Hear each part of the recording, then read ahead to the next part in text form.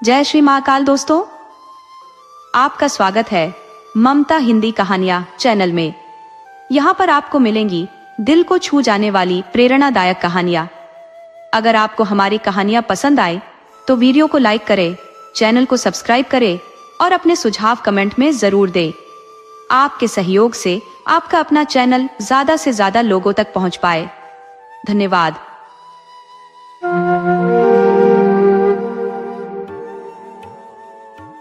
किसी नगर में एक संपन्न व्यापारी का बसेरा था, जिसके 3 पुत्रियां थी। बड़ी का नाम ब्लिस, मंझली का नाम ब्लॉसम और सबसे छोटी का नाम ब्यूटी था। इन तीनों में ब्यूटी सबसे ज्यादा खूबसूरत थी। उसकी इस अद्वितीय सुंदरता के कारण उसकी दोनों बड़ी बहनें उसे देखकर भीतर ही भीतर ईर्ष्या से जल उठती थी। ब्यूटी स्वभाव से बेहद विनम्र और दयालु थी, जबकि उसकी बहनें क्रोधी, लालची और स्वार्थी स्वभाव की थी। एक रोज व्यापारी के पास यह दुखद संदेश आया कि उसके सामानों से भरे जहाज समुद्री तूफान की चपेट में आकर समुद्र में डूब गए हैं। इस दुर्घटना से उसका भारी नुकसान हुआ और उसका व्यापार पूरी तरह तबाह हो गया। अब उसके पास अपने घर के अलावा और कुछ भी शेष नहीं बचा, जिससे वह निर्धनता में जीने के लिए मजबूर हो गए। जो बेटियां ऐशो आराम की आदी थी, वे अब इस कठिन हालात के लिए हर समय अपने पिता को उलाहने देती और शिकायतों का पुलिंदा बांधती। वे घर का कोई भी काम करने से कतराती थी। वहीं ब्यूटी इन हालातों में भी अपने चेहरे पर मुस्कान बरकरार रखते हुए न केवल घर का सारा काम करती, बल्कि अपने पिता को भी खुश रखने का प्रयास करती थी। कुछ महीनों के बाद एक दिन व्यापारी को खबर मिली कि उसका एक जहाज बंदरगाह पर आ गया है। इस समाचार से व्यापारी की उम्मीद जागी और उसने तुरंत बंदरगाह जाने की तैयारी की।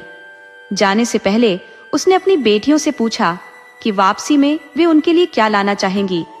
दोनों बड़ी बेटियों ने महंगे वस्त्र, सुंदर जूते, मोतियों के हार जैसी चीजें मांगी, लेकिन ब्यूटी अपने पिता की स्थिति से परिचित थी, इसलिए उसने उनसे केवल एक खूबसूरत लाल गुलाब लाने का आग्रह किया। जब व्यापारी बंदरगाह पहुंचा तो उसने पाया कि उसके जहाज का सारा सामान बर्बाद हो चुका था और जहाज पूरी तरह क्षतिग्रस्त हो गया था। हताश और निराश व्यापारी वापस लौटने लगा। रास्ते में रात हो गई और उसे एक भयानक घना जंगल पार करना पड़ा। उसने जल्दी से जंगल पार करने का प्रयास किया, मगर अचानक आए तूफान ने उसकी राह रोक दी। आसरा खोजने की जद्दोजहद में वह इधर उधर भटकता रहा। तभी उसे एक जगह रोशनी नजर आई। करीब जाकर उसने देखा कि वह एक आलीशान महल था जो रोशनी से जगमगा रहा था। उसे लगा कि शायद वह इस रात के लिए यहाँ शरण ले सकेगा। महल के द्वार पर पहुंचते ही उसने पाया कि दरवाजा खुला हुआ है। उसने आवाज दी, लेकिन किसी ने उत्तर नहीं दिया। साहस जुटाकर वह भीतर दाखिल हुआ। अंदर पहुंचकर भी उसने पुकार लगाई, पर कोई नहीं आया। महल अपने आप में बड़ा ही अजीब था। हर ओर चकाचौंध करती रोशनी और भोजन कक्ष में स्वादिष्ट पकवानों से सजी मेज, पर कहीं भी कोई इंसान नहीं। लंबी यात्रा की थकान और भूख ने उसे घेर लिया था, इसलिए वह चुपचाप भोजन करने बैठ गया। खाने के बाद वह जिज्ञासा से महल की सीढ़ियां चढ़ते हुए ऊपर की ओर गया। महल अत्यंत भव्य और हर कक्ष बड़े ही सलीके से सजाया गया था। थकावट से चूर होने के कारण उसने एक कमरे में जाकर आरामदायक बिस्तर पर आराम किया और नींद में खो गया। सुबह जब उसकी आंख खुली तो उसने अपने बिस्तर के पास नए कपड़े देखे। नहा धोकर उसने वह कपड़े पहन लिए। खिड़की से बाहर झांककर देखा तो मौसम साफ था। उसने सोचा, अब मैं अपनी यात्रा फिर से आरंभ कर सकता हूँ। ये सोचकर वह सीढ़ियों से नीचे उतरा। नीचे पहुंचकर देखा कि मेज पर नाश्ता लगा हुआ था। उसने नाश्ता किया और प्रसन्न मन से बाहर की ओर बढ़ा। बाहर आते ही उसकी नजर एक खूबसूरत गुलाबों के बागीचे पर पड़ी, जहां रंग बिरंगे गुलाब खिले हुए थे। उन्हें देखकर उसे अपनी बेटी ब्यूटी से किया गया वादा याद आ गया। उसने सोचा, मेरी बड़ी बेटियों की इच्छाएं तो पूरी नहीं हुई, पर ब्यूटी की इच्छा को तो पूरा किया जा सकता है। ये विचार आते ही उसने जैसे ही लाल गुलाब तोड़ने के लिए हाथ बढ़ाया तो उसे अचानक एक भयानक हंसी सुनाई दी। डर के मारे उसने हाथ पीछे खींच लिया। उसके सामने एक डरावना राक्षस खड़ा था, जिसकी आंखें जैसे अंगारे बनकर दहक रही थी। राक्षस ने गुस्से से घूरते हुए कहा, नीच व्यक्ति, मैंने तुझे अपने महल में शरण दी, लजीज भोजन दिया, सोने के लिए नरम बिस्तर और पहनने को नए कपड़े दिए। बदले में तुम मेरे बागीचे से फूल चुराने की हिम्मत कर रहे हो? कितने कृतज्ञ हो तुम। अब मैं तुम्हें जीवित नहीं छोड़ूंगा। व्यापारी डर के मारे कांपता हुआ राक्षस के पैरों में गिर पड़ा और गिड़गिड़ाते हुए बोला, मुझे माफ कर दीजिए। ये गुलाब मैं अपने लिए नहीं बल्कि अपनी बेटी के लिए तोड़ रहा था, जिससे मैंने एक लाल गुलाब लाने का वादा किया था। मुझे मत मारो, तुम जैसा कहोगे मैं वैसा ही करूंगा। व्यापारी की याचना पर राक्षस बोला, ठीक है, मैं तुम्हें एक शर्त पर बख्शता हूं कि तुम अपनी उस बेटी को यहाँ मेरे पास लेकर आओगे जिसके लिए तुम मेरे बगीचे से फूल तोड़ रहे थे। डरे हुए व्यापारी ने उस समय अपनी जान बचाने के लिए राक्षस की बात मान ली और अपनी बेटी को उसके पास लाने का वादा कर वह वहां से निकल गया। जब वह घर पहुंचा तो उसकी आंखें आंसुओं से भीगी हुई थी। वह बहुत डरा हुआ था। पूछने पर उसने अपने साथ हुई पूरी घटना विस्तार से बता दी। पूरी बात सुनने के बाद ब्यूटी बोली, पिताजी आप चिंता मत कीजिए, आपकी जान बचाने के लिए मैं कुछ भी करूंगी। अपने वादे के अनुसार आप मुझे उस राक्षस के महल में ले चलिए। तुम मुझे बहुत प्यार करती हो ब्यूटी, ये मैं जानता हूँ, लेकिन मैं कितना स्वार्थी पिता कहलाऊंगा जो अपनी जान बचाने के लिए अपनी बेटी को उस राक्षस को सौंप देगा। व्यापारी रोते हुए बोला, पिताजी आपकी जान बचाने का यही एक रास्ता है, हम कुछ कर भी नहीं सकते, आप मुझे उस राक्षस के महल में ले चलिए। ब्यूटी ने अपने पिता को समझाया। 2 की मन से व्यापारी ब्यूटी को उस राक्षस के महल में छोड़ ले आया। शुरू में ब्यूटी उस राक्षस के भयानक रूप रंग को देखकर डर गई, लेकिन उस राक्षस का ब्यूटी के प्रति व्यवहार बहुत अच्छा था।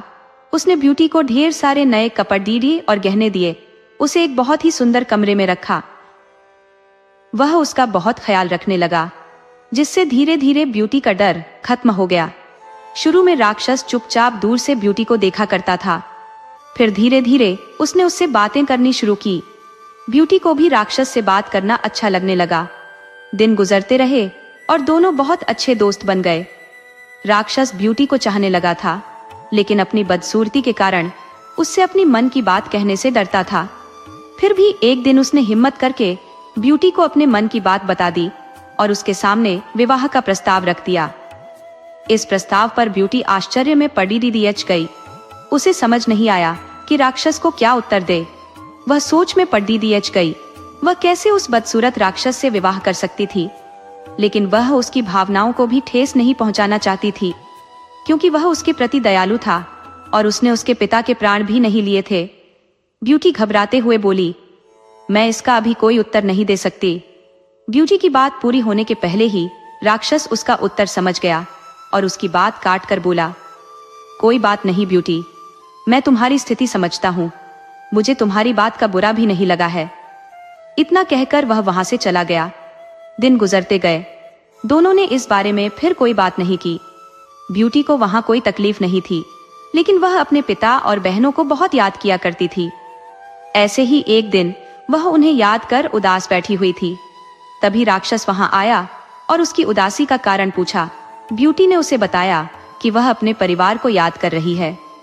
राक्षस ब्यूटी का दुहक समझ गया और उसने उसे एक जादुई आईना दिया, जिसमें वह जब चाहे अपने पिता और बहनों को देख सकती थी।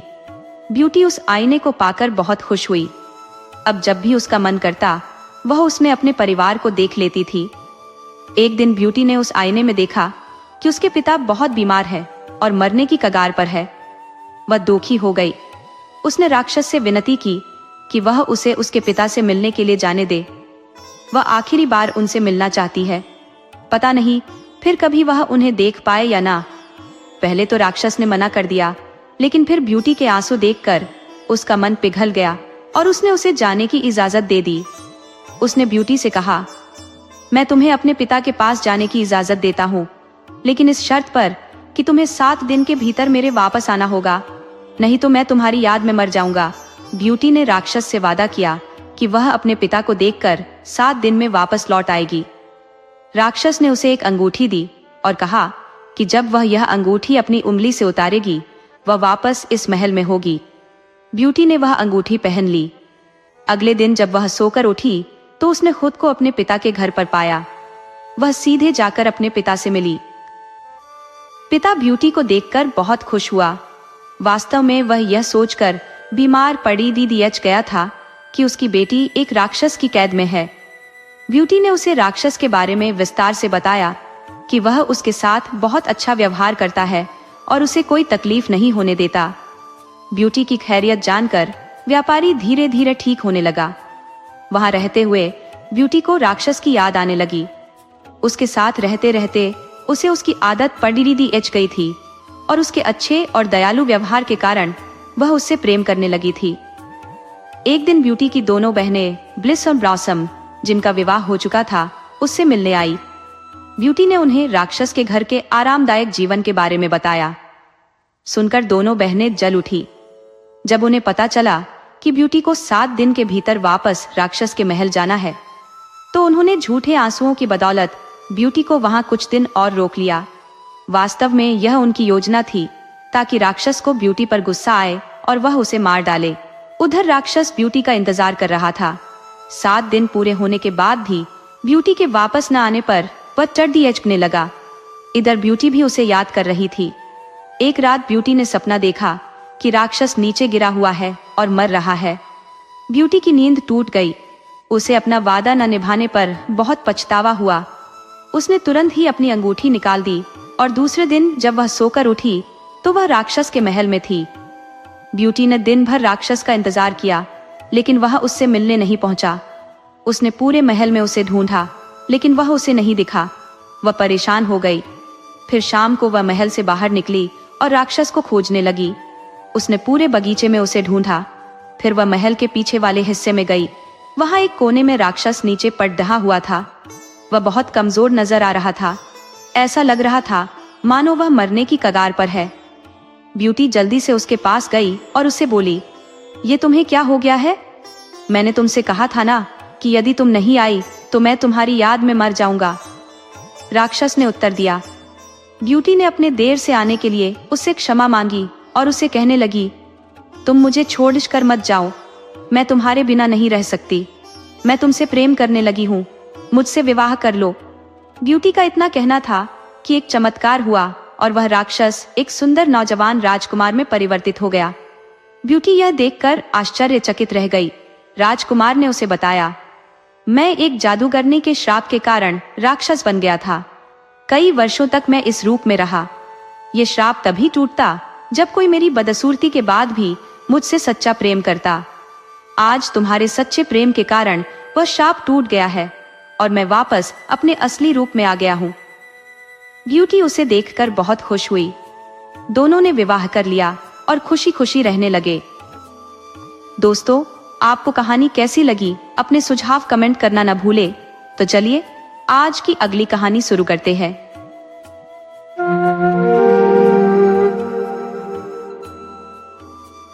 एक विशाल और रहस्यमयी जंगल था जिसमें कई प्रकार के जंगली जीव जंतु निवास करते थे। जंगल चारों ओर ऊंचे ऊंचे पर्वतों और एक ओर से गहरी चौड़ी नदी से घिरा हुआ था। पहाड़ इतने ऊंचे थे कि उन्हें पार कर पाना असंभव था और नदी इतनी भयावह थी कि उसमें उतरना बेहद कठिन था। इस कारण बाहरी दुनिया से कोई भी इस जंगल के भीतर नहीं आ सकता था। इस जंगल में एक वृद्ध साधु रहा करते थे जिनके कई शिष्य थे। वृद्ध साधु ने बाहर की दुनिया देख रखी थी, लेकिन उनके शिष्यों ने कभी बाहर की दुनिया का अनुभव नहीं किया था। उन्हें बाहरी संसार के बारे में बिल्कुल भी जानकारी नहीं थी, क्योंकि साधु ने उन्हें इस बारे में कुछ नहीं बताया था। हाँ, साधु ने उन्हें स्वर्ग और देवी देवताओं की थोड़ी बहुत जानकारी अवश्य दी थी। वृद्ध साधु और उनके शिष्य ज्यादातर समय पूजा अर्चना और तपस्या में व्यतीत करते थे। सुबह होते ही वे जल्दी उठते, नदी किनारे जाकर स्नान करते और फिर भक्ति में लीन हो जाते। भूख लगने पर जंगल के फल फूल खा लेते और रात होने पर अपनी कुटियों में सो जाते। यही उनके जीवन की दिनचर्या थी। उन्हें इसके अतिरिक्त और किसी चीज का ज्ञान नहीं था। जंगल के उत्तरी हिस्से में एक सुंदर और शांत तालाब था, जिसके बारे में सिर्फ वृद्ध साधु जानते थे। शिष्यों को तालाब की कोई जानकारी नहीं थी, क्योंकि साधु ने उन्हें इसके बारे में कभी कुछ नहीं बताया था, बल्कि उन्होंने अपने शिष्यों को उत्तरी दिशा में जाने से सख्त मना किया था। शिष्य साधु का बहुत सम्मान करते थे और मन ही मन उनसे भयभीत भी रहते थे। इसीलिए किसी ने भी कभी उस दिशा में जाने का साहस नहीं किया। उत्तरी दिशा का वह तालाब साधारण नहीं था। वह तालाब परीलोक की राजकुमारी सोनापरी का था। सोनापरी पूर्णिमा की सुबह अपनी सखियों के संग वहां आती थी और दिन भर जल में खेलती थी। उनकी जल क्रीड़ा शाम तक चलती रहती थी और अंधेरा होने से पहले ही सोनापरी और उसकी सखियां अपने पंख लगाकर परीलोक लौट जाती थी। साधु का एक युवा शिष्य हमेशा यह सोचता रहता था कि आखिर उत्तरी दिशा में ऐसा क्या है जो उसके गुरु ने उधर जाने से मना किया है। एक दिन उसने निश्चय किया कि वह उत्तर दिशा में जाएगा और देखेगा कि वहां क्या छिपा है। अगले दिन वह अपने सभी साथियों से पहले उठा और अकेले ही जंगल के उत्तर की ओर चल पड़ा। पूनम की दोपहर थी जब वह युवा शिष्य तालाब किनारे पहुंचा। जैसे ही उसने वहां का दृश्य देखा, उसकी आंखें वहीं ठहर गई। तालाब में अनगिनत सुंदर परियां बिना किसी वस्त्र के जल में क्रीड़ा कर रही थी।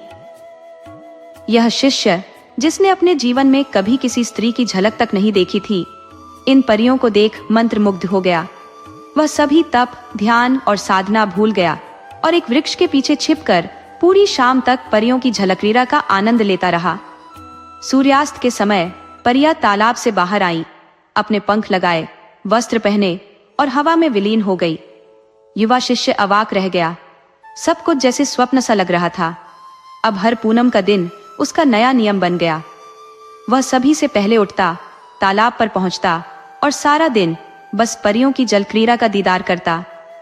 समय यूं ही बीतता गया और 5 महीने बीत गए। इस दौरान शिष्य के मन में तीव्र आकर्षण और कामेच्छा ने जन्म ले लिया। उसका मन अब किसी साधना में नहीं लगता था। हर क्षण परियों की छवि उसकी आंखों के सामने तैरती रहती। रात में भी उसे बस जल में क्रीड़ा करती परियां ही सपनों में दिखाई देती। उसकी बेचैनी बढ़ती जा रही थी। उसे यह समझ में नहीं आ रहा था कि वह अपनी इस खलबली को कैसे शांत करे। इतने महीनों में उसने इतना अवश्य जान लिया था कि इनमें से एक राजकुमारी है जो अपनी सखियों के संग हर पूनम के दिन यहाँ आती है। एक दिन उसने तय किया कि इस बार वह परियों की राजकुमारी से अवश्य बात करेगा। अगले दिन फिर पूनम थी। शिष्य जल्दी उठा और तालाब की ओर चल पड़ा। वहां पहुंचकर उसने पहले तो परियों की झलक्रीड़ा को निहारा, फिर चुपके से सोनापरी, जो परियों की राजकुमारी थी, के पंख उठाए और उन्हें लेकर थोड़ी दूर जाकर एक वृक्ष के नीचे सो गया। कुछ देर बाद उसकी नींद टूटी और उसने एक स्त्री की करुण आवाज सुनी। वह आवाज किसी स्त्री की थी जो रोते हुए कह रही थी, मेरे पंख कहाँ गए? कोई मेरे पंख लौटा दो। यह आवाज सोनापरी की थी। सोनापरी, जो श्वेत रेशमी वस्त्रों में लिपटी हुई थी, असहाय सी दिख रही थी। शिष्य की नजर उस पर ठहर गई। उसकी करुणा जाग उठी और उसने सोनापरी के पंख लौटाते हुए उन्हें उसके हाथों में दे दिए। सोनापरी ने भी युवा शिष्य को देखा तो ठगी सी रह गई। उसने परीलोक में अपनी माँ से धरती के पुरुषों के बारे में सुना तो था, लेकिन पुरुषों को कभी देखा नहीं था। सोनापरी को युवा शिष्य बेहद अच्छा लगा। युवा शिष्य सोनापरी को बड़ी प्यार भरी नजरों से देख रहा था और सोनापरी भी उसे ऐसे देख रही थी मानो सम्मोहित हो गई हो। सोनापरी की सभी सखियां अपने अपने पंख लगाकर जा चुकी थी। वह इस समय अकेली थी। कुछ समय तक दोनों एक दूसरे को ऐसे ही देखते रहे। इसके बाद युवा शिष्य ने सोनापरी का हाथ पकड़ा और एक वृक्ष के नीचे आ गया। सोनापरी ने कोई आपत्ति नहीं की। युवा शिष्य सोनापरी से आधी रात तक बातें करता रहा। सोनापरी अपनी सखियों से बिछुड़ने के कारण बड़ी घबराई हुई थी, लेकिन युवा शिष्य के सांत्वना देने पर वह सामान्य हो गई और बातें करने लगी। सोनापरी ने उसे बताया कि उसका परीलोक यहाँ से बहुत दूर है, लेकिन वह पंख लगाकर बहुत जल्दी अपने लोक में पहुंच जाती है। सोनापरी ने यह भी बताया कि उसके और उसकी सखियों के समान परीलोक की सभी परियां श्वेत रेशमी वस्त्र पहनती है। बातें करते करते सोनापरी युवा शिष्य की गोद में अपना सिर रखकर सो गई। युवा शिष्य धीरे धीरे सोनापरी के सिर पर हाथ फेरता रहा। उसे रात भर नींद नहीं आई। शायद दोनों को एक दूसरे से प्रेम हो गया था। प्रातः काल होने पर सोनापरी की नींद टूटी। उसने युवा शिष्य का आलिंगन किया और अपने पंख लगाकर परीलोक की तरफ उड़ चली। रात में आकाश मार्ग में दैत्यों, दानवों आदि का डर था, अतः वह अकेली नहीं जा सकती थी। युवा शिष्य भी सोना परी को विदा करने के बाद अपने साथियों के पास वापस लौट आया। उसके जाने की बात साधु और उसके शिष्यों को नहीं मालूम थी, अतः युवा शिष्य को कोई परेशानी नहीं हुई और वह अगले दिन से अपने अन्य साथियों के समान जप तप में लग गया। युवा शिष्य अपने साथियों के साथ जप तप करता अवश्य था, लेकिन इसमें उसका मन बिल्कुल नहीं लगता था। वह आंखें बंद करके बैठ जाता था और सोना परी के बारे में सोचता रहता था। उसके साथी समझते थे कि वह जप तप कर रहा है। कभी कभी युवा शिष्य को बड़ी बेचैनी होती थी। ऐसे में वह उठकर किसी एकांत स्थान में पहुंच जाता था और सोना परी को याद करके रोता रहता था। उसे हमेशा पूनम की प्रतीक्षा रहती थी। वह हमेशा सोचता रहता था कि किसी तरह पूनम आए और वह अपनी सोना परी के पास पहुंच जाए। युवा शिष्य पूनम के दिन प्रातः काल तालाब की ओर चल देता था और दोपहर तक पहुंच जाता था। दिन भर वह सोना परी के साथ रहता और न जाने क्या क्या बातें करता रहता। सोना परी भी उसके प्रेम में पूरी तरह दीवानी हो चुकी थी। वह भी परीलोक में हमेशा खोई खोई रहती थी और पूनम की प्रतीक्षा करती रहती थी। पूनम का दिन दोनों के लिए एक दिन की खुशियां लेकर आता था। दोनों पूनम के दिन शाम तक प्रेमालाप करते और रात का अंधेरा होते ही सोना परी अपनी सखियों के साथ परीलोक लौट जाती थी और युवा शिष्य अपने साथियों के पास आ जाता था। धीरे धीरे 1 वर्ष हो गया। युवा शिष्य की स्थिति अब पागलों जैसी हो गई थी। वह दिन भर खोया खोया रहता था। जप तप करना उसने छोड़ दिया था। उसका किसी काम में मन नहीं लगता था। उसके साथियों ने उससे बहुत पूछा, लेकिन उसने किसी को कुछ नहीं बताया। वृद्ध साधु नदी पार करके कुछ दिनों के लिए बाहर गया था, अतः युवा शिष्य की हालत की उसे कोई जानकारी नहीं थी। युवा शिष्य के साथी उसकी स्थिति देखकर परेशान थे। उन्हें बस इतना मालूम था कि युवा शिष्य पूनम के दिन कहीं जाता है। रात में लौटने पर वह खुश रहता है और फिर 2-4 दिन बाद उसकी स्थिति पहले जैसी हो जाती है। युवा शिष्य के सभी साथियों ने मिलकर इस बारे में विचार विमर्श किया और अंत में यह निर्णय लिया कि वे अगली पूनम को युवा शिष्य का चुपचाप पीछा करेंगे और सारी बातें जानने का प्रयास करेंगे। उन्होंने ऐसा ही किया। अगली पूनम को हमेशा की तरह युवा शिष्य कुछ जल्दी उठा और तैयार होकर तालाब की ओर चल पड़ा। उसके साथी पहले से ही तैयार थे। वे कुछ दूरी पर रहकर उसका पीछा करने लगे। दोपहर होने तक सभी लोग तालाब तक आ पहुंचे। युवा शिष्य के साथियों ने तालाब में जो दृश्य देखा तो देखते ही रह गए। निर्वस्त्र परिया तालाब में जल क्रीड़ा कर रही थी। वे अपनी एक सखी के साथ छेड़छाड़ भी कर रही थी। यह परी सबसे सुंदर थी। शायद यह उनकी राजकुमारी थी। युवा शिष्य को देखते ही परियों की राजकुमारी सोना परी तालाब के बाहर निकली। उसने अपने कपड़े पहने और अपने प्रेमी के पास आ गई। युवा शिष्य के साथी सब देख रहे थे। अचानक उन सभी के मन में न जाने क्या आया कि सभी ने आगे बढ़कर तालाब में जल क्रीड़ा कर रही परियों के पंख उठा लिए। परियों ने अजनबी लोगों को देखा तो पहले तो घबराई, फिर शीघ्र ही सामान्य हो गई। वे तालाब के बाहर निकली और अपने अपने कपड़े पहनकर युवा शिष्य के साथियों के पास आ गई और उनसे अपने पंख मांगने लगी। युवा शिष्य के साथियों ने सभी परियों के पंख लौटा दिए। युवा शिष्य के जितने साथी थे उतनी ही परियां थी। यह देखकर सभी को आश्चर्य हो रहा था। परियों ने भी पंख मिलने के बाद उन्हें लगाया नहीं, बल्कि युवा शिष्य के साथियों से मुस्कुराकर बात करने लगी। थोड़ी ही देर में एक एक परी ने एक एक साथी को चुन लिया और उनके जोड़े बन गए। सोना परी और युवा शिष्य ने उन्हें देखा तो मुस्कुरा दिए। धीरे धीरे शाम हो गई। परियों ने एक बार आसमान की ओर देखा। आज उनका मन परीलोक लौटने का नहीं हो रहा था, लेकिन अंधेरा होने के पहले परीलोक लौटना आवश्यक था। अतः सबने अपने अपने पंख लगाए और अपने अपने प्रेमियों से विदा लेकर परीलोक की ओर उड़ चली।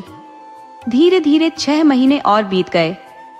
युवा शिष्य और उसके साथी पूनम के दिन तालाब के पास पहुंच जाते थे और दिन भर परियों के साथ प्रेमालाप करते थे और रात का अंधेरा होने के पहले परियों को विदा करके वापस लौट जाते थे। वृद्ध साधु अभी तक वापस नहीं लौटा था। बसंत का मौसम आने वाला था। ठंडक धीरे धीरे कम होती जा रही थी। एक दिन युवा शिष्य सोना परी का सिर अपनी गोद में रखे उससे मीठी मीठी बातें कर रहा था। उसके साथी भी परियों के साथ प्रेमालाप में मग्न थे। शाम होने को थी। सोना परी और उसके साथ की परियों के लौटने का समय होने वाला था। अचानक वृद्ध साधु प्रकट हुआ। वह बड़े क्रोध में था। सोना परी और उसके साथ की परियों ने क्रोधित साधु को देखा तो शाप के भय से अपने पंख लगाए और परी लोक की ओर उड़ चली।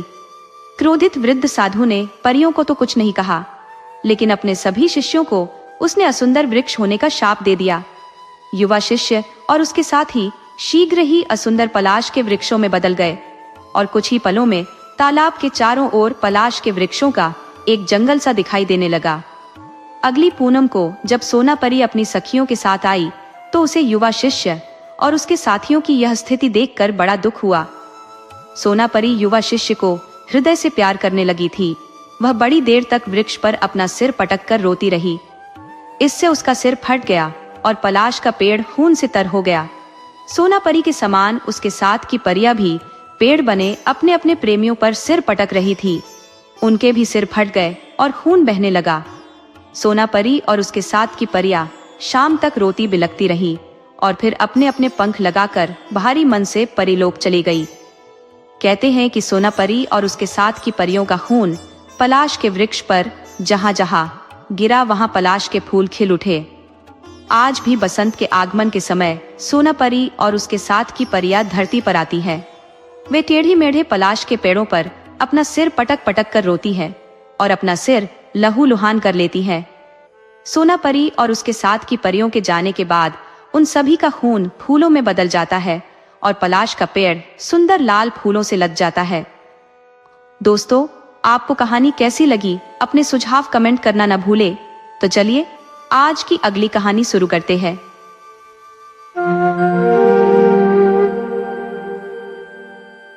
एक बेहद अमीर व्यापारी था जो इतना संपन्न था कि चाहे तो पूरी सड़क और एक छोटी गली को चांदी के सिक्कों से ढक सकता था, लेकिन वह इतनी आसानी से पैसा उड़ाने वाला व्यक्ति नहीं था। वह अपनी संपत्ति का इस्तेमाल बड़े सोच समझकर करता था। उसकी नीति थी कि तांबे का एक सिक्का भी तभी खर्च करना है जब बदले में चांदी का सिक्का मिल जाए। वह व्यवसाय में समझदार था, लेकिन अमर नहीं था। व्यापारी के निधन के बाद उसकी समूची दौलत उसके बेटे के पास आ गई। बेटे का हुनर कमाई में नहीं बल्कि खर्च करने में था। हर रात उसकी पार्टी चलती। कभी रुपयों से पतंग उड़ाता तो कभी समुंदर किनारे पत्थर फेंकने की जगह सोने के सिक्के पानी में उछाल देता। देखते ही देखते उसकी सारी संपत्ति खत्म हो गई। अब उसके पास सिर्फ 4 आने, एक जोड़ी घिसे जूते और एक पुराना कोट बचा। उसके सभी दोस्त उससे दूर हो गए थे, क्योंकि अब उसकी हालत में उनके साथ दिखना भी उनके लिए शर्म की बात थी।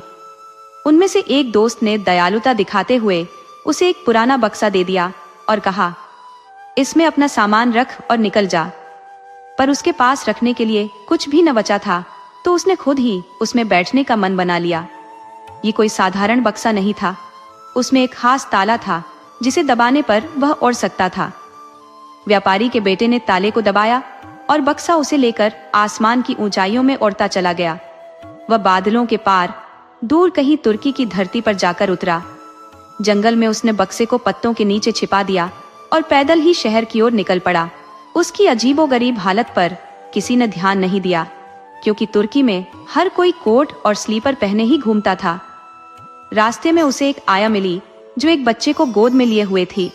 उसने उससे पूछा, ओ तुर्की आया, ये जो बाहर एक भव्य किला है, उसकी खिड़कियां इतनी ऊंचाई पर क्यों है कि वहां से कोई राक्षस ही झांक सके?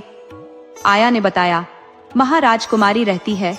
भविष्यवाणी में कहा गया है कि एक प्रेमी उसकी जिंदगी में दुख लाएगा, इसलिए उसे वहां कैद रखा गया है, ताकि राजा रानी के महल में न होने पर भी उसे कोई न मिल सके। व्यापारी के बेटे ने उसे शुक्रिया कहा और वापस जंगल की तरफ भागा, जहां उसने अपना जादुई बक्सा छुपाया था। वह बक्से में बैठा और उसे राजमहल की छत तक ले गया। वहां से वह एक खिड़की के रास्ते सीधे राजकुमारी के पास जा पहुंचा। वह आराम से सोफे पर सो रही थी और उसकी सुंदरता ऐसी थी कि व्यापारी का बेटा खुद को रोक न सका और उसने उसे हल्के से चूम लिया। अचानक जागकर राजकुमारी ने एक अजनबी को अपने सामने देखा और सहम गई। लड़के ने खुद को तुर्कों का देवता बताकर उसे शांत किया और कहा कि वह आसमान से उड़कर उससे मिलने आया है। इस बात ने राजकुमारी के चेहरे पर खुशी ला दी।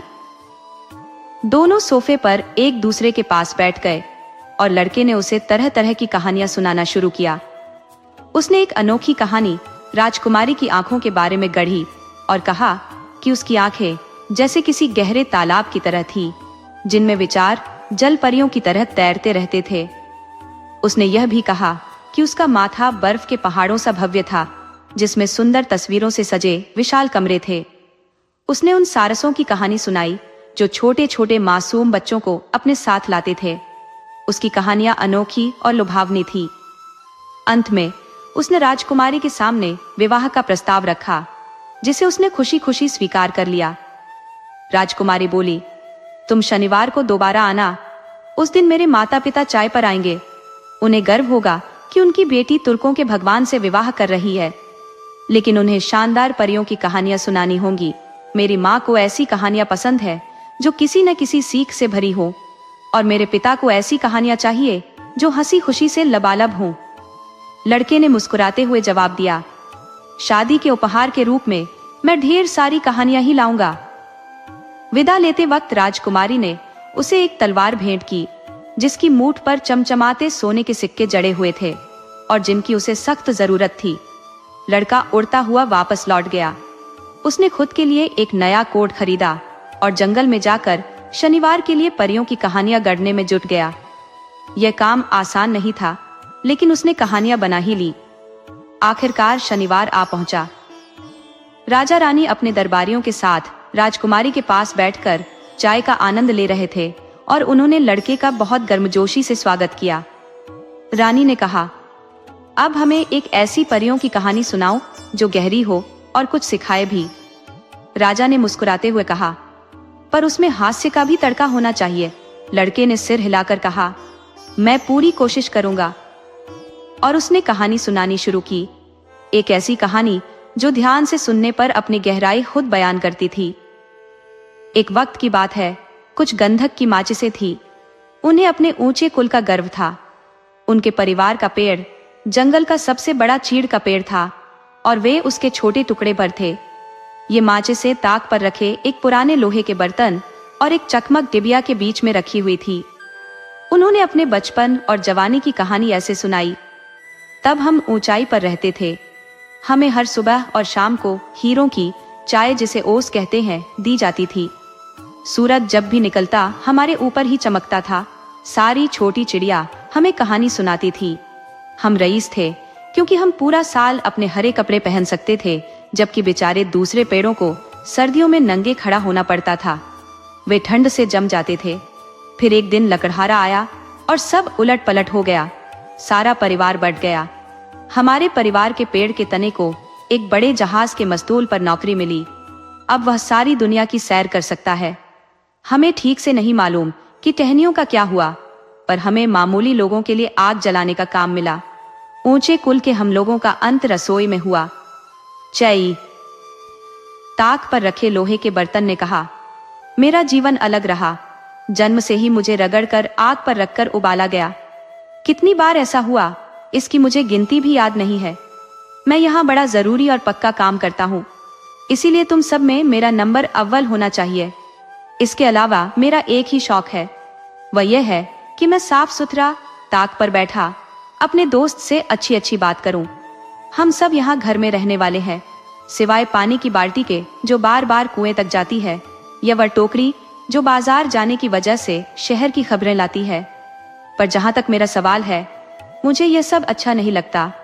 वह टोकरी सिर्फ लोगों और सरकारों की बातें करती है। एक दिन बेचारा मिट्टी का घड़ा इतना डर गया कि गिरकर टुकड़े टुकड़े हो गया। बाजार की टोकरी जरा आजाद किस्म की है। चकमक डिबिया बड़बड़ाई, तुम ज्यादा ही बोलते हो, हमें एक अच्छी शाम बितानी चाहिए। स्टील चकमक पर बजा और चिंगारी निकलने लगी। माचिस बोली, हाँ, हम ये बात करते हैं कि कौन सबसे बड़ा है।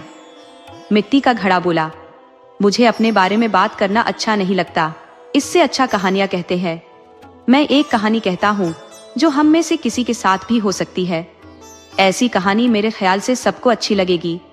बाल्टिक समुद्र के पास जहाँ डेनिश बीच के पेड़ प्लेटें बोली, शुरुआत सुंदर है, मुझे विश्वास है कि कहानी हमें अच्छी लगेगी। मिट्टी का घड़ा बोलता गया, एक शांत घर में मेरी जवानी बीती। हर हफ्ते मेज कुर्सियों पर पॉलिश की जाती थी, हर दूसरे दिन फर्श धोए जाते थे और हर 15 दिन बाद पर्दे धोकर प्रेस किए जाते थे। पंखों वाले झाड़न ने कहा, तुम बड़े रोचक ढंग से कहानी सुनाते हो। तुम्हारी बातचीत में ऐसी सफाई है जैसे कोई औरत कहानी कह रही हो। पानी की बाल्टी खुशी के साथ हवा में उछलती हुई बोली, सच, बिल्कुल सच। मिट्टी के घड़े ने अपनी कहानी सुनाई। शुरू की तरह बीच और आखिर भी मनोरंजक था। सारी प्लेटों ने एक साथ ऐसी आवाज की जैसे तारीफ कर रही हो। पंखों वाले झाड़न ने अजवायन के पौधे की माला से बनाकर घड़े को पहनाने की तैयारी की। उसे पता था कि बाकी सब चिढ़ जाएंगे, पर उसे लगा कि आज किसी की इज्जत करो तो कल वह तुम्हारी इज्जत करेगा। बड़ा चिमटा बोला, चलो नाचते हैं, और वे सब नाचने लगे। हे भगवान, वे कैसे ताने फैला सकते थे। कोने में रखी कुर्सी का कवर उन्हें देखने की कोशिश में बीच में से 2 टुकड़ों में फट गया। नाचना खत्म होने पर चिमटा बोला, हमारे लिए पत्तों की माला कहाँ है? तब उन्हें भी माला पहनाई गई। माचिसों ने कहा कुछ नहीं, पर मन में सोचा, ओछे छोटे लोगों की भीड़। समोवर भी गाने वाली थी। फिर बोली कि उसे ठंड लग गई है, पर यह सच नहीं था, वह घमंडी है। सिर्फ खाने वाले कमरे में मालिक मालकिन के सामने गाती है। खिड़की की चौखट पर एक पुराना कलम रखा था जिससे नौकरानी लिखा करती थी। उसमें कोई खास बात नहीं थी, सिवाय इसके कि उसे दवात में जरा ज्यादा डुबो दिया गया था। कलम इसे अपनी खासियत समझकर इस पर गर्व करता था। वह बोला, अगर समोवर नहीं गाती तो हमें उसकी खुशामद नहीं करनी चाहिए। खिड़की के बाहर के पिंजरे में कोयल है, क्यों न उससे गाने को कहे। सच है कि उसने न गाना सीखा है, न पढ़ी लिखी है, पर फिर भी उसके गाने में जो सादगी है वह शांति देने वाली है। चाय की केतली ने शिकायती आवाज में कहा, मैं नहीं सोचती कि यह ठीक है। वह समोवर की सौतेली बहन थी। हम किसी बाहर की चिड़िया का गाना क्यों सुने? क्या यह देशभक्ति है? बाजार की टोकरी इसका फैसला करे। टोकरी बोली, मुझे बहुत गुस्सा और खींच आ रही है। ये कोई तरीका है शाम बिताने का? सब चीजों को उनकी जगह वापस रखो, फिर मैं फैसला दूंगी। सब चिल्लाने लगे, हल्ला करो, हल्ला करो। उसी वक्त दरवाजा खुला, नौकरानी अंदर आई। सब फौरन अलग होकर चुपचाप खड़े हो गए। सबसे छोटा होते हुए भी मिट्टी का घड़ा यही सोच रहा था कि मैं रसोई में सबसे जरूरी हूँ। मैं चाहता तो शाम मजेदार बन सकती थी। नौकरानी ने एक माचिस उठाकर आग जला दी। तीली सोचने लगी, आप सब देख सकते हैं कि हम ही यहाँ बड़े हैं। क्या आग जलाते हैं? क्या रोशनी है? तभी तीली का अंत हो गया, वह जल गई। कहानी खत्म होते ही रानी बोली, ये बहुत सुंदर कहानी थी। मुझे लगा जैसे मैं रसोई में माचिस के साथ थी। हम तुम्हें अपनी बेटी देंगे। राजा ने कहा, बिल्कुल, हम सोमवार को शादी करेंगे। और उसने व्यापारी के बेटे की पीठ थपथपाई, क्योंकि अब वह उन्हीं के परिवार का हो गया था। इतवार की शाम को आने वाली शादी की खुशी में पूरा शहर रोशनी से सजाया गया। सब लोगों में बन और बिस्कुट बांटे गए। गली के आवारा लोग उंगलियों के बीच से सीटी बजा रहे थे। बड़ा अच्छा दृश्य था। व्यापारी के बेटे को लगा, मैं भी इस मौके पर कुछ करूं। वह गया और ढेर सारी आतिशबाजी खरीद लाया। उसे लेकर बक्से में बैठा और हवा में उड़ गया। वह खूब ऊंचा उड़ा, वहां से आतिशबाजी चलाई, खूब धमाके हुए, चमक फैल गई। किसी ने पहले ऐसा दृश्य नहीं देखा था। सारे तुर्क जमीन से ऊपर उछल पड़े, उनके स्लीपर खो गए। अब उन्हें विश्वास हो गया कि वाकई तुर्कों का भगवान उनकी राजकुमारी से शादी कर रहा था।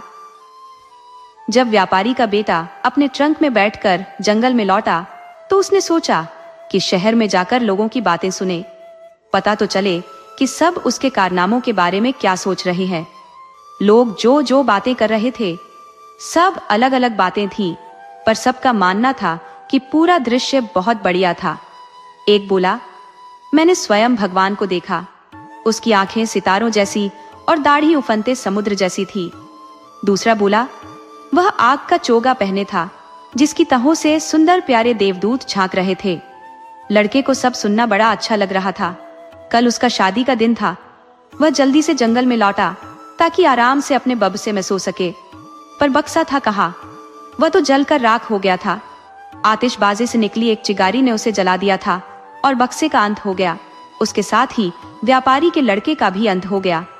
अब वह उड़कर अपनी दुल्हन तक नहीं पहुंच सकता था। बेचारी राजकुमारी सारा दिन छत पर उसका इंतजार करती रही। वह आज भी इंतजार कर रही है, जबकि वह लड़का दुनिया भर को काल्पनिक कहानियां सुनाता फिर रहा है। पर अब उसकी कहानियां गंधक की माचिस की कहानी की तरह हल्की फुल्की नहीं होती हैं। दोस्तों, आपको कहानी कैसी लगी? अपने सुझाव कमेंट करना न भूले। तो चलिए आज की अगली कहानी शुरू करते हैं।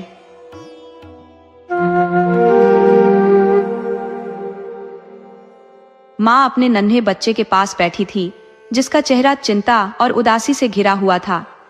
उसके दिल में एक गहरी आशंका थी कि कहीं वह अपना बच्चा खो न दे। बच्चे का चेहरा मुरझाया और पीला पड़ गया था और उसकी आंखें धीरे धीरे बंद हो रही थी। सांसें मुश्किल से निकल रही थी, कभी कभी इतनी गहरी हो जाती जैसे दिल पर भारी बोझ हो। माँ का मन और भी बोझिल हो जाता था। तभी दरवाजे पर हल्की दस्तक हुई।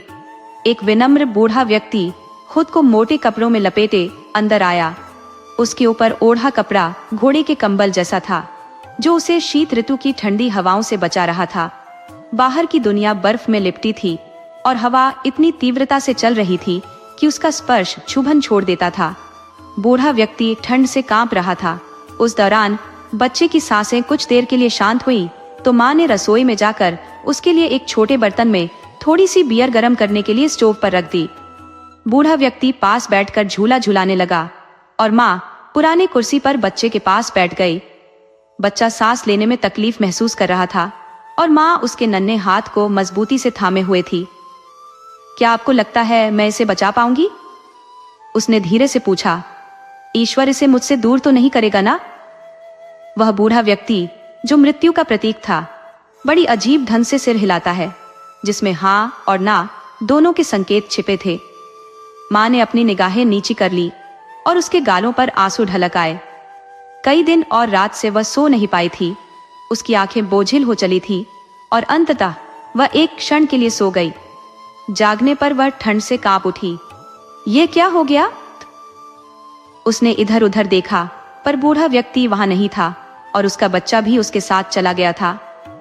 कमरे के कोने में पुरानी घड़ी धीमे स्वर में टिक टिक कर रही थी। एक भारी सांस की आवाज के साथ घड़ी थम गई। बच्चे के लिए बिलखती हुई माँ दौड़कर बाहर निकली।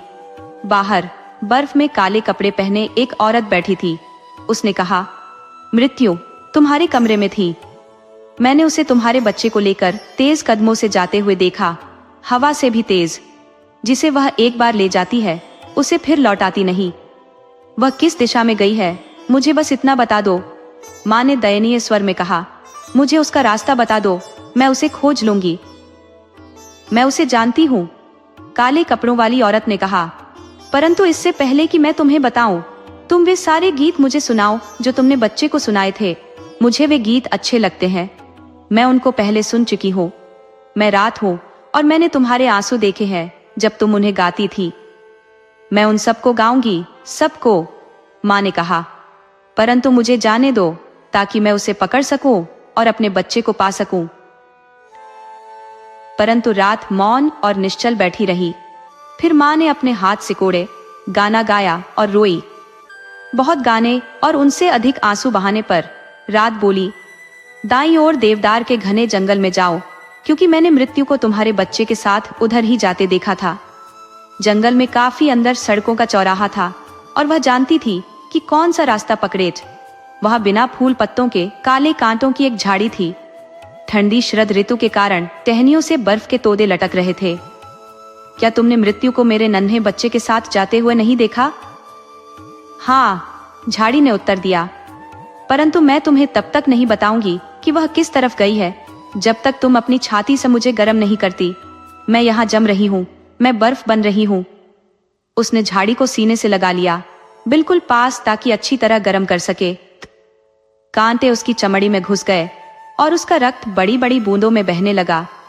काले कांटों वाली झाड़ी के ताजा पत्ते निकल आए और उस काली शरद रात में फूल खिल गए। एक दुखी माँ का सीना कितना गर्म होता है। काले कांटों वाली झाड़ी ने बता दिया कि वह कौन सा रास्ता पकड़े। फिर वह एक बड़ी झील के पास आई, जहां न कोई जहाज था और न ही कोई नाव। झील न इतनी जमी हुई थी कि वह उस पर चल सके और न ही इतनी काफी खुली थी कि उसमें से चलकर निकल सके। फिर भी उसको इसे पार करना था यदि वह बच्चे को पाना चाहती थी।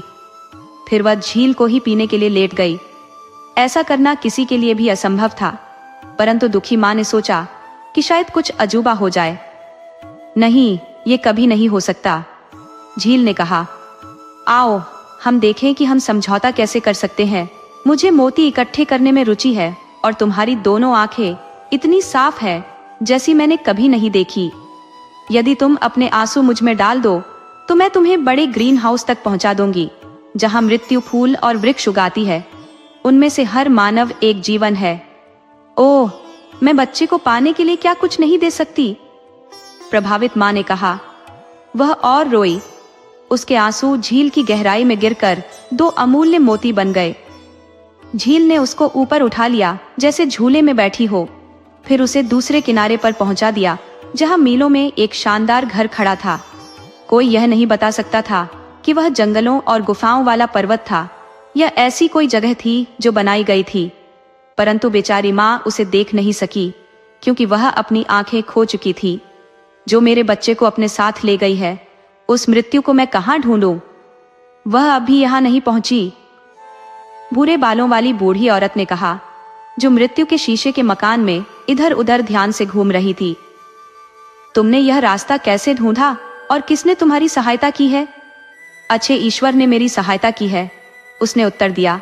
वह कृपालु है और तुम भी कृपालु होगी। कहा, मैं अपने बच्चे को कहाँ ढूंढूं? मैं नहीं जानती, बूढ़ी औरत ने कहा। और तुम भी देख नहीं सकती हो? कई फूल और वृक्ष रात को मुरझा गए हैं। मृत्यु आएगी और उनका जल्दी पुनरारोपण करेगी। तुम भली प्रकार जानती हो कि क्रमानुसार प्रत्येक मानव के पास जीवन वृक्ष अथवा जीवन पुष्प है। वे दूसरे पौधों की तरह नजर आते हैं, परंतु उनके दिल धड़कते हैं। बच्चों के दिल भी धड़क सकते हैं। इस पर विचार करो। संभवतः तुम अपने बच्चे के दिल की धड़कन को पहचान सको, परंतु तुम मुझे क्या दोगी यदि मैं बता दूं कि तुम्हें और क्या करना होगा? मेरे पास देने को और कुछ नहीं है, प्रभावित माँ ने कहा, परंतु मैं तुम्हारे लिए पृथ्वी के छोरों तक जा सकती हूँ। जय, वहां तुम्हारे करने के लिए मेरे पास कुछ नहीं है। बूढ़ी औरत ने कहा, परंतु तुम अपने लंबे बाल मुझे दे सकती हो। तुम्हें स्वयं ज्ञात होना चाहिए कि ये सुंदर है और मुझे अच्छे लगते हैं। इनके बदले में तुम मेरे सफेद बाल ले सकती हो। ये सदा के लिए कुछ न कुछ है। तुम और कुछ नहीं चाहती? उसने पूछा। मैं खुशी से इनको दे दूंगी। और उसने अपने सुंदर बाल उसे दे दिए और बूढ़ी औरत के सफेद बाल ले लिए। इसके बाद वह उसे मृत्यु के महान शीशे के घर में ले गई जहां फूल और वृक्ष आश्चर्य ढंग से आपस में मिले उग रहे थे। वहां घास के फूलों के नीचे सुंदर फूल खिले थे, कुछ बिल्कुल ताजा और बाकी कुछ कुछ मुरझाए हुए। पानी के सांप उनके आसपास मिलन कर रहे थे और केकड़े टहनियों में दृढ़ता से चिपक रहे थे। वहां पाम के भड़कीले वृक्ष थे, बलूत, केले, अजमोदा और पुदीने के खिले हुए पौधे भी थे। हर फूल और वृक्ष का नाम था। प्रत्येक मानव जीवन था। लोग जीवित थे, एक चीन में, दूसरा ग्रीनलैंड में, दुनिया में बिखरे हुए। बूढ़े बड़े वृक्षों को गमलों में धकेला गया था और काय में लिपटे रक्षित छोटे दुर्बल फूल धरती में उपज रहे थे। परंतु दुखी माँ तमाम छोटे से छोटे पौधों पर झुकी और प्रत्येक में मानव हृदय को धड़कते पाया और लाखों पौधों में से अपने बच्चे के दिल को पहचान लिया। यह है वह चिल्लाई और केसर के नन्हे फूल की ओर हाथ फैलाए जो पीला और मुरझाया हुआ लटक रहा था। फूल को मत छुओ, बुढ़िया ने कहा। यहाँ बैठ जाओ। जब मृत्यु, जो कुछ ही मिनटों में आने वाली है, आएगी तो उसे पौधे उखाड़ने मत देना, बल्कि उसको धमकाना कि यदि उसने ऐसा किया तो तुम दूसरे पौधे उखाड़ दोगी। तब वह डर जाएगी। उसको इन सब का हिसाब देना होता है। जब तक परमात्मा की आज्ञा नहीं होगी, एक भी पौधा उखाड़ा नहीं जाना चाहिए। एकाएक बड़े कमरे में से एक बर्फीला झोंका आया और अंधी माँ ने महसूस किया कि मृत्यु आ पहुंची है। तुमने यहाँ का रास्ता कैसे ढूंढा? नाद उसने पूछा। तुम मुझसे पहले जल्दी कैसे आ गई? सी, मैं माँ हूँ, सी, उसने उत्तर दिया। मृत्यु ने कोमल नन्हे फूल की ओर अपने हाथ बढ़ाए। परंतु उसने हाथ कसकर रखे और दृढ़ता से थामे रही। फिर भी उसने पूर्णतः सावधानी रखी ताकि वह एक पत्ती भी छू न सके। फिर मृत्यु ने अपने हाथों पर फूंक मारी और महसूस किया कि उसकी सांस बर्फीली हवा से अधिक ठंडी थी और उसके हाथ शक्तिहीन होकर नीचे गिर गए। तुम मेरे विरुद्ध कुछ नहीं कर सकती, मृत्यु ने कहा, परंतु दयालु परमात्मा कर सकता है। उसने उत्तर दिया, मैं केवल वही करती हूँ जिसकी वह आज्ञा देता है। मृत्यु ने कहा, मैं उसकी मालिन हूँ। मैं उसके तमाम फूल और वृक्ष ले जाती हूँ और स्वर्ग के विशाल उपवन की अनजानी धरती पर पुनरारोपण करती हूँ। परंतु ये वहां कैसे शोभायमान होते हैं, वहां कैसे क्या होता है, मैं तुम्हें नहीं बताऊंगी। मेरा बच्चा मुझे लौटा दो, उद्मा ने कहा और याचना करके रोई। एकाएक उसने अपने दोनों हाथों में 2 प्यारे फूल पकड़ लिए और मृत्यु को पुकारा, मैं तुम्हारे सारे फूल नष्ट कर दूंगी क्योंकि मैं निराशा में हूं। उन्हें हाथ मत लगाओ, मृत्यु ने कहा, तुम कहती हो कि तुम दुखी हो और एक दूसरी माँ को दुखी करने पर तुली हो। दूसरी माँ? विनीत औरत ने कहा और फूलों को छोड़ दिया। यह दूसरी माँ आंखें है, मृत्यु ने कहा, मैंने इनको झील से निकाला है, ये तेजी से चमक रही थी। मुझे मालूम नहीं था कि ये तुम्हारी है। इन्हें वापस ले लो, ये पहले से ज्यादा साफ है। निकट वाले गहरे कुएं में झांककर देख लो। मैं तुम्हें इन 2 फूलों के नाम बताऊंगी जो तुम उखाड़ना चाहती थी और जान जाओगी कि तुम निराशा और विनाश को प्राप्त होने जा रही थी। उसने कुएं में झांका। ये प्रसन्नता की बात थी कि उनमें से एक संसार के लिए किस प्रकार आशीर्वाद बन गई। उसके आसपास कितना आनंद और उल्लास फैल गया था। एक औरत ने दूसरी के जीवन को देखा कि वह रक्षा, निर्बलता, दुख और आहों से बना था। दोनों ही परमात्मा की इच्छाएं हैं। मृत्यु ने कहा, इनमें से हतभाग्य कौन सा फूल है और कौन सा भाग्यवान, यह मैं तुम्हें नहीं बताऊंगी। मृत्यु ने कहा, परंतु तुम्हें इतना मालूम होना चाहिए कि इन 2 फूलों में से एक तुम्हारे बच्चे का है। ये तुम्हारे बच्चे का भाग्य था कि तुम उसका भविष्य बनी। फिर माँ ने डरकर जोर से चीख मारी, इनमें से मेरे बच्चे का कौन सा है, मुझे बताओ। मासूम बच्चे को छोड़ दो, इन तमाम दुखों से मेरे बच्चे को मुक्ति मिल जाए। बेशक इसे ले जाओ, इसे परमात्मा के राज्य में ले जाओ। मेरे आंसुओं को भूल जाओ, मेरी प्रार्थना को भूल जाओ और उस सब को भूल जाओ जो मैंने किया है। दया, मैं समझ नहीं पा रही हूँ, मृत्यु ने कहा, क्या तुम अपना बच्चा वापस चाहोगी या मैं उसे ऐसे स्थान पर ले जाऊं जिसे तुम नहीं जानती? फिर माँ ने हाथ मले और घुटनों के बल गिरकर प्रार्थना करने लगी, यदि मैं तुम्हारी इच्छा के विरुद्ध प्रार्थना करती हूँ तो उसे मत सुनो। तुम्हारी इच्छा सदा सर्वोत्तम है।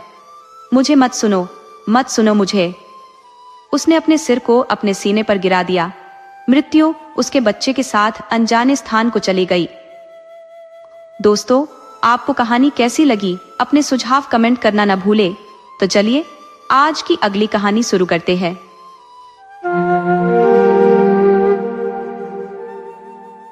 हर रोज दोपहर में जब लड़के स्कूल से लौटते थे तो वे राक्षस के बगीचे में खेलने पहुंच जाते थे।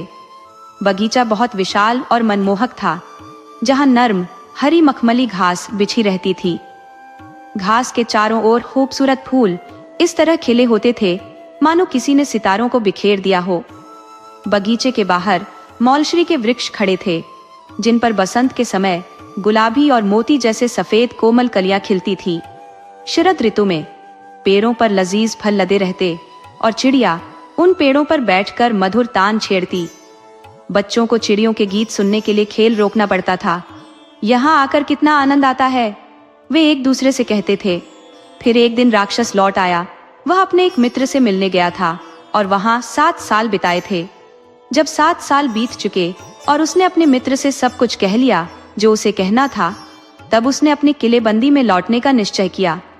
घर लौटते ही उसने अपने बगीचे में बच्चों को खेलते देखा। तुम यहाँ क्या कर रहे हो? राक्षस ने कठोर आवाज में पूछा, जिसे सुनते ही सब लड़के भाग खड़े हुए।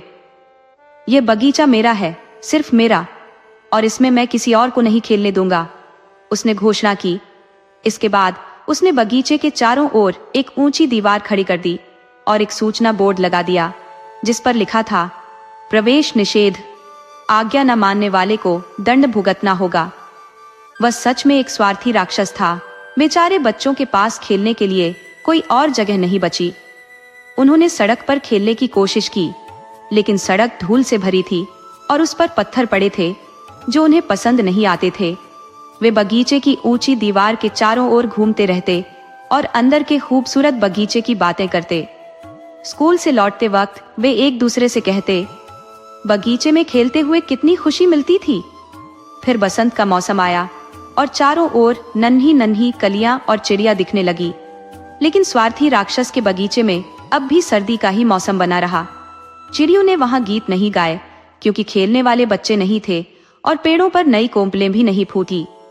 एक दिन घास में से एक नाजुक सा सुंदर फूल खिल उठा, पर जब उसने राक्षस के बगीचे की वो चेतावनी देखी तो बच्चों के लिए उसका दिल पिघल गया और वह दुख से फिर से झुककर मुरझा गया। इस चेतावनी से अगर कोई खुश था तो वो थे बर्फ और कोहरा। उन्होंने खुशी खुशी कहा, लगता है बसंत ने इस बगीचे को भुला दिया है, अब हम यहीं जमे रहेंगे। इसके बाद बर्फ ने पूरी घास को अपने सफेद चादर से ढक दिया और कोहरे ने पेड़ों पर अपनी धुंध की परत बिछा दी।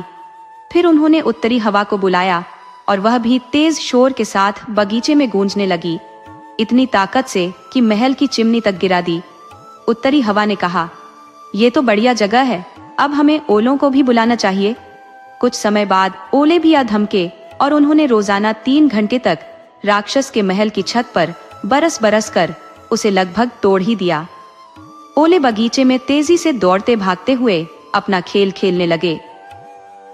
राक्षस खिड़की से सफेद बगीचे को देखते हुए खुद से बड़बड़ाया, समझ नहीं आ रहा कि मेरे बगीचे में बसंत क्यों नहीं आ रहा है। उसने उम्मीद जताई कि जल्द ही मौसम बदलेगा, लेकिन बगीचे में न बसंत आई और न ही गर्मी का कोई नामो निशान था।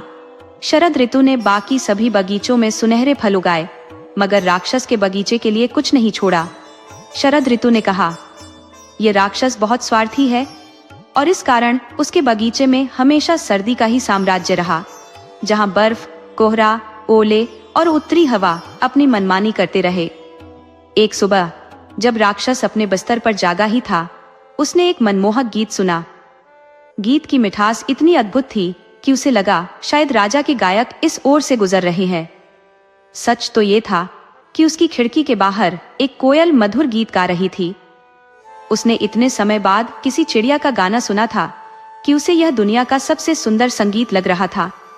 इस मधुर संगीत के बाद ओलों की बरसात उसके सिर पर रुक गई और उत्तरी हवा ने भी अपना गर्जना छोड़ दिया। खिड़की से अब एक मनभावन खुशबू बहने लगी। उसने मुस्कुराते हुए कहा, लगता है आखिर बसंत आ ही गई है। ये कहकर वह बिस्तर से उछल पड़ा और चारों तरफ देखने लगा। पर उसने क्या देखा? उसने एक बहुत ही आश्चर्यजनक दृश्य देखा। उसके दुर्ग की चाहर दीवारी में एक छोटा सा छेद था, जिसमें से कुछ लड़के रेंग रेंग कर दुर्ग में घुस आए। ये और वहां के बगीचे में लगे वृक्षों की डालियों पर बैठे हुए थे। वह जितने पेड़ देख सकता था उसने देखे और प्रत्येक पर एक न एक बालक बैठा पाया। बहुत दिनों के बाद बच्चों को अपने ऊपर बैठा हुआ देख पेड़ इतने प्रसन्न हुए कि उनमें फूल उगाए। बच्चों के सिरों पर पत्तों से भरी शाखाएं लहराने लगी। पक्षीगण भी अब इधर उधर घूम रहे थे और प्रसन्नता से अपनी कूकें मार रहे थे, और हरी घास में से फूल भी धीरे धीरे हंसते हुए से उदित हो रहे थे। यह बहुत ही सुंदर दृश्य था। इसके साथ ही बगीचे के एक कोने में अब भी शिशिर थी। ये कोना दुर्ग में बने हुए महल के सबसे अधिक दूर पर था। यहाँ एक छोटा लड़का खड़ा हुआ था। इतना छोटा था कि वह पेड़ों की डालियों तक नहीं पहुंच सकता था, और वह अपनी इस असफलता से झुंझलाकर इधर उधर घूमता हुआ रो रहा था। बेचारे वृक्ष पर भी काफी कोहरा और बर्फ ढंका हुआ था। उत्तरी हवा भी इसके ऊपर तूफानी वेग से मंडरा रही थी। बच्चे, मेरे ऊपर चढ़ जाओ, वृक्ष ने बालक से कहा और अपनी डालें इतनी नीचे झुका ली जितना कि संभव था। परंतु बच्चा फिर भी न चढ़ सका, क्योंकि वह बहुत ही छोटा था। यह देखकर राक्षस का हृदय द्रवित हो उठा। उफ, मैं कितना स्वार्थी रहा हूँ। अब मैं समझा कि बसंत मेरे यहाँ क्यों नहीं ठहरती। अब मैं इस बच्चे को वृक्ष के शिखर पर बैठाऊंगा और वहां से अपनी दीवार का दरवाजा खटखटाऊंगा, और तब मेरा बगीचा हमेशा बच्चों के खेल का मैदान बन जाएगा। वह वास्तव में अपनी करनी पर बहुत दुखी हो रहा था। अब वह सीढ़ी से उतरकर नीचे आया और धीरे से अपने सामने वाला दरवाजा खोलकर बगीचे में चला गया। लेकिन लड़कों ने ज्यों ही उसे देखा, वे उससे इतना डर गए कि वे देखते ही भाग गए और बगीचे में पुनः शिशिर ऋतु का राज्य छा गया। केवल वही एक छोटा लड़का बचा जो दौड़कर भाग नहीं सका, क्योंकि उसकी आंखें आंसुओं से भरी थी, इसलिए वह राक्षस को आते हुए न देख सका। राक्षस ने इसी बच्चे को चुपके से पीछे से जाकर पकड़ लिया और उसे प्यार भरे हाथों से लेकर वृक्ष के शिखर पर बैठा दिया। उसके ऐसा करते ही पेड़ में फूल लग गए और पक्षीगण वहां आकर कूकने लगे। छोटे बच्चे ने भी अपने दोनों हाथ फैलाकर राक्षस के गले में डाल दिए और उसे चूम लिया। जब दूसरे लड़कों ने यह सब देखा तो समझ लिया कि राक्षस अब दुष्ट नहीं रहा है और वे दौड़कर बगीचे में आए और उनके साथ बसंत ने भी अपने चरण वहां रखे और उनको देखकर राक्षस ने कहा, क्या रे बच्चों, अब यह तुम्हारा ही बगीचा है? और उसकी कुदाली लेकर दुर्ग की दीवार को तोड़ डाला। 12 बजे दिन को जब सब लोग बाजार जा रहे थे, उन्होंने देखा कि राक्षस एक बड़े ही सुंदर बगीचे में बच्चों के साथ खेल रहा है। सारे दिन वे खेलते रहे और शाम के वक्त वे राक्षस से विदा लेने के लिए आए। लेकिन तुम्हारा छोटा साथी कहाँ है? मेरा मतलब उस बच्चे से है जिसे मैंने पेड़ पर चढ़ा दिया था, उसने कहा। राक्षस उसे सबसे अधिक प्यार करता था क्योंकि उस बच्चे ने उसे चूमा था। हमें उसका पता नहीं है, बहुत संभव है कि वह चला गया हो, बच्चों ने कहा। तुम लोग उससे यहाँ कल आने के लिए कह देना, राक्षस ने कहा। लेकिन बच्चों ने जवाब दिया, हम नहीं जानते हैं कि वह कहाँ रहता है और न हमने उसे इसके पहले कभी देखा ही है।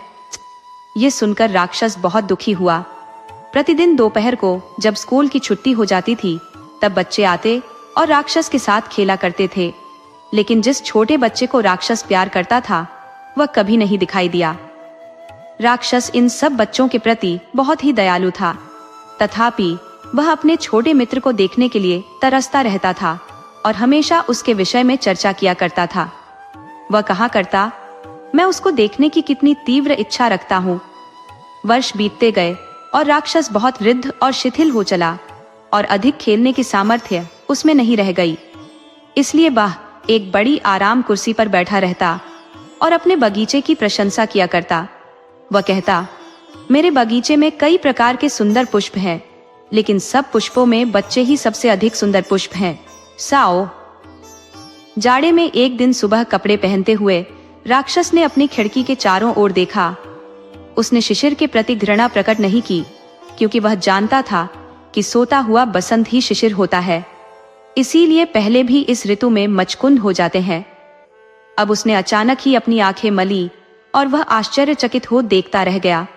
वास्तव में यह एक शानदार दृश्य था। उसके बगीचे के सबसे दूर वाले कोने में एक पेड़ था जो सुंदर सुंदर सफेद कलियों से लदा हुआ था। इसकी सभी डालियां सुनहली थी और उनमें रुपहले फूल लदे हुए थे। उसके नीचे वही छोटा लड़का खड़ा था जिससे उसने सबसे पहले प्यार किया था। आनंद विभोर होकर वह अपने महल से नीचे आया और बगीचे में गया। वह जल्दी जल्दी घास पर चलकर उस लड़के के पास गया और जब उसके पास पहुंचा तो उसका चेहरा क्रोध से लाल हो गया। वह बोला, यहाँ तुम्हें किसने बांधा है? उस लड़के की हथेली पर और उसके पैर पर 2-2 कीलों के चिन्ह थे। उसे देखकर वह झल्लाकर फिर बोला, किसने तुम्हें यहाँ बांध रखा है? मुझे जल्दी बताओ, जिससे मैं उसे अपनी तलवार के घाट उतार सकूं। मेरे दादा, ऐसा मत कहो, ये तो प्यार के घाव है, उस बालक ने उत्तर दिया। तुम कौन हो? राक्षस ने पूछा और वह भय से थरथरा उठा और कुछ एक क्षणों में वह उस छोटे बच्चे के सामने घुटने टेक कर नतमस्तक हो गया। राक्षस की इस स्थिति पर बच्चे को बहुत हंसी आई और उसने कहा, दादा, तुम एक बार और मुझे अपने बगीचे में खेलने दो, फिर मैं आज ही तुम्हें अपने बगीचे में ले चलूंगा। क्या जानते हो कि मेरा बगीचा कौन है? मेरा बगीचा तो स्वर्ग है। उसी शाम को जब बाल मंडली उस बगीचे में खेलने गई तो उसने देखा कि उस पेड़ के नीचे सफेद पत्तियों से पूरी तरह ढंका हुआ राक्षस वहां मरा पड़ा है।